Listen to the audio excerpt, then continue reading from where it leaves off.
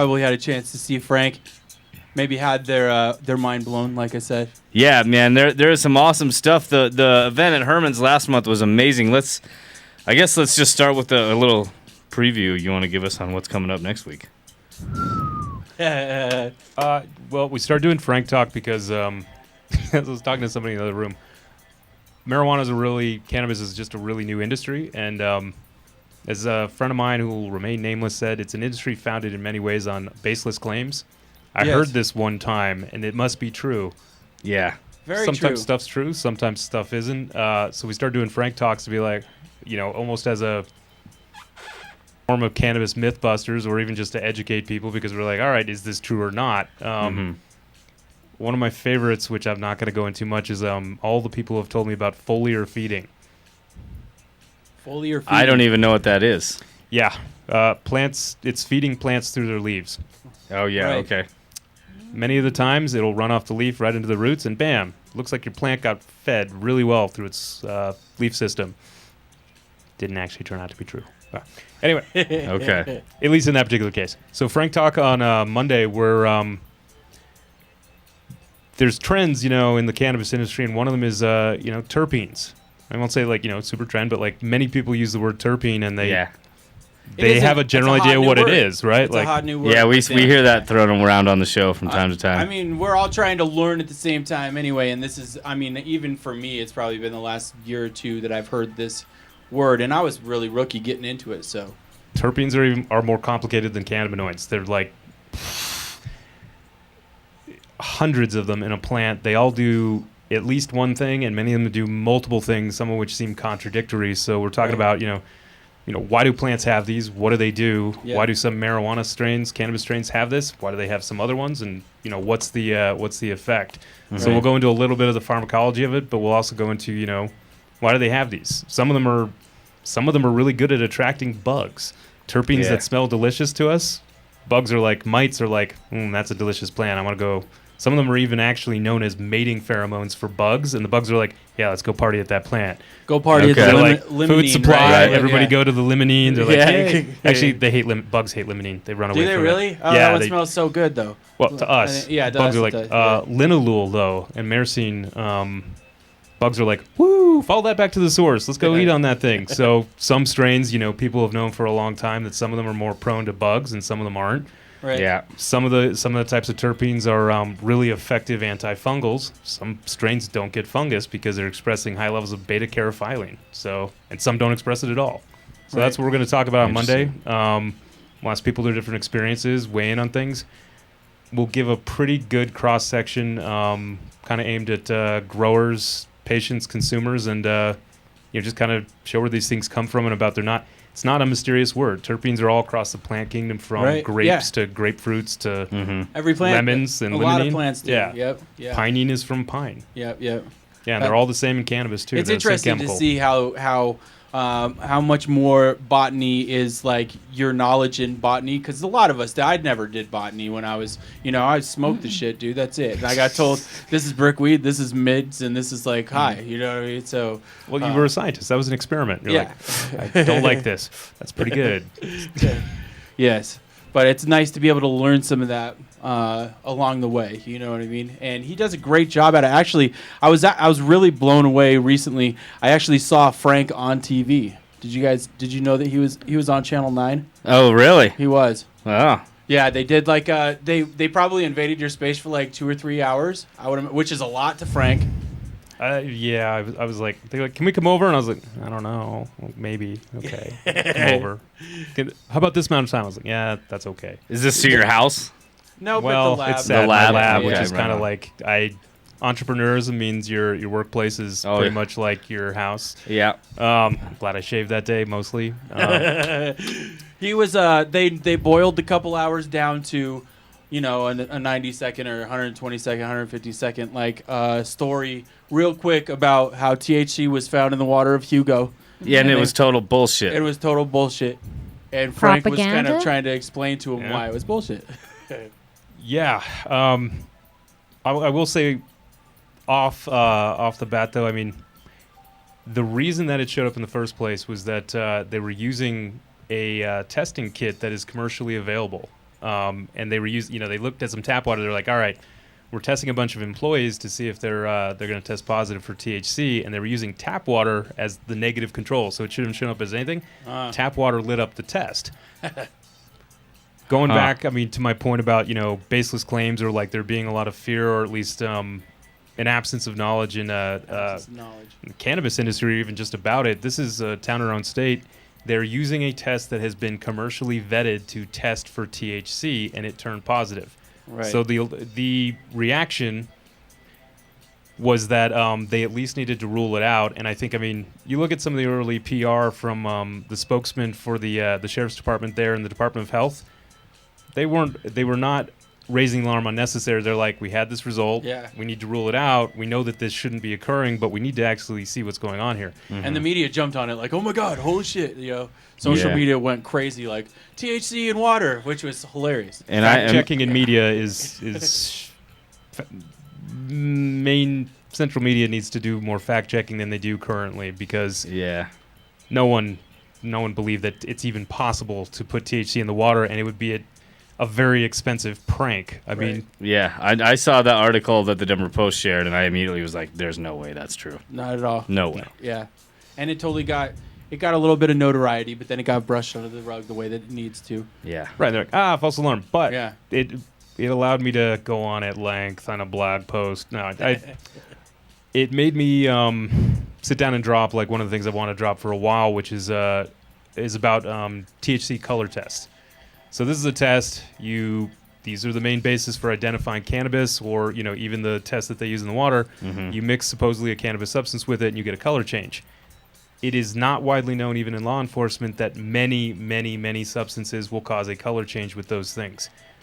One of the things I believe that it was possible in the Hugo contamination, but we didn't get a chance to follow up on it. I would have loved to get a source of that water just to play around with it. Compounds that are present in pine trees, sagebrush, etc., that are soluble in water, they'll cause a color change in that. They are found in tap water. They are harmless, but they do cause a color change because THC has what's called a phenol compound. Many pine compounds are phenol compounds. That's what the color tests react with. Interesting. Very crazy. I'm glad that they brought it to light that way. I'm glad that it was resolved quickly, especially since we have 5 states that are coming up for for vote in November. It's California, Arizona, Nevada, Massachusetts, and Maine, I believe, and Vermont too. Yeah, there's and I think that it's taking over. I think that it's at a point now where no matter what happens with the president, whoever gets voted in, I think that it's going to be a top issue, And I think that being, I'm stoned. Give me a second. But I think that it being on the top shelf, having stories such as this, like, bring to light a little bit more of how law enforcement can be wrong with the wrong fucking colored thing. You know what I mean? I think that having that come to light is going to make it so that more people will understand in those states that aren't going for medicinal even, or don't have the reason to call it a medicine at all. It's starting to at least change that taboo mind frame. Yeah, and I think a lot of those states too. Some of them have already experimented with medical. That's not the right word. Many of them have medical programs in place already. I don't know if you knew this. I'm from Vermont originally. Are you? I did not know that. So I've been following the legislation. Good people from Vermont. Yeah. I love Vermont. It is very cold. That is why Colorado people are like, the winter's cold. I was like, no, it's not. Yeah. Is that right? It's really cold. It's much colder up in the Northeast than it is here, for sure. Cool. But people state, anyway, one of the interesting things about Vermont that I don't know if they've changed this or not, but one of the things that they were still debating is whether or not to allow home grows in addition to rec. I talked to somebody, I think it was MJ Biz Daily, something like that, many months ago, and they were asking, like, how do you think this is all going to play out? You guys from back east, or? No, I'm from here. East? Yeah, I'm from here as well, but... So Colorado's a huge state. Yeah. Back east, you all got these little tiny states and stuff like this, and I was like, I think what it'll turn out like back there is that it'll be similar in a sense to alcohol laws, in that you go across the border one state, they regulate alcohol totally differently, but everybody can get access to alcohol. Right. Like New Hampshire, you got these massive stores that are at every pit stop along the highway. Questionable choice there. Anyway, yeah. point is that, but in Vermont, you can buy beer 7 days a week. You can buy it in the gas, at the gas station, whereas in other places you have very tightly regulated control of like hard liquor. Right. So I think marijuana and cannabis will end up being regulated according to the philosophy of those particular states. Yeah. And it'll probably end up being something like that. They're like, all right, we want to regulate these hours, and that's in accordance with what our citizens want or our legislators want. Right. But it'll end up being unique and... Do you think that ability to be able to go over the border will spill over to our side? Like, because that's kind of hard to fathom when it comes to a big state like over here. Well, people always had that fear back east. The age to be able to purchase was still 21. In Vermont, it was a 20-minute drive for me to cross the New Hampshire border. I was not going to drive to New Hampshire for beer. Like, and in Colorado, kind of similarly, people have said this about, I know Aurora has actually later hours that you can buy recreational cannabis than Denver does. And Aurora's we want to do this because we would like people to be able to purchase this later. So to some extent, I think if it's convenient, people will do it. Right. On the other hand, I'm not going to go drive 20 minutes to go purchase cannabis. Hilarious. I'll probably just wait till tomorrow. Yes. I think that answered your question. Yeah, for sure. It totally did, dude. I'm very interested to see how people feel about where it's actually going to go, because we've been doing it, and I talk all the time on the show about how we're kind of past the whole, taboo, or it's become a norm. Yeah. It's become part of our society. It's become part of our business. It's become part of your everyday morning drive.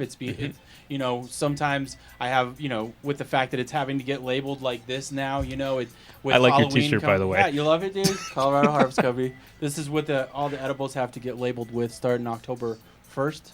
I think the fear will start to go down. Yeah. I mean, it's a pharmacologically active substance. Yeah. There's a lot to learn from it, and it can provide a whole lot of healing, and the shit that I've seen it do along the way. It's nice to have somebody that can break it down to, for the most part, layman's terms for this complicated world that is cannabis. Because it's amazing how it's taking over, and it's amazing how it's influencing so much. So I appreciate the Frank Talks that you've been doing. If you haven't come down and checked out a Frank Talk at Herman's Hideaway, I know that this next one's going to be a nice one. You said terpenes. This next one is going to be a lot of fun, and the whole point about Frank Talks is that I used to teach science for non-majors at Metro as one of the classes I taught. Scientists do not historically do a good job of relaying what is important and in a way that's comprehensible to non-scientists. And in this industry and in this particular topic, we absolutely have to, because, as you said, people are still have a lot of fear about cannabis that some of which, if it can be addressed, most of which, though, is built by 70 years of prejudicial, prohibition about how this is going to be, this is going to lead to crime, this is going to one-sided media coverage, Yeah. Colorado has had a decrease in violent crime since we legalized cannabis. Right. 25% drop in opiate-related deaths in, I think, all of the states where they measured this, where medical marijuana has become available. 25% drop. There's a reason why we're doing all of this. There's a reason why we're doing all this. Yeah. So it's nice to have you around breaking it down. Yeah, no problem. Make sure that you come down Monday, Herman's Hideaway, 6 o'clock or doors. Is that right? Yes. I think 6 o'clock, 5:30. 5:30 or 6 o'clock on Monday. We'll usually give about a 5-minute window to kind of set up the video, but talk will start at 6:30, and I actually have all my slides prepared a whole week in advance for once. Wow. That's a personal record. He gives you a chance to ask questions, too, so that's always important. There's a lot of questions out there. He opens it up for discussion, which is very awesome. All right. Well, Frank, thank you so much for coming down, man. We appreciate it. Colorado Green Lab. We'll see you next Monday. Green Lab. This has been PotTalk. Stick around. We got some music coming in your face. Just a minute.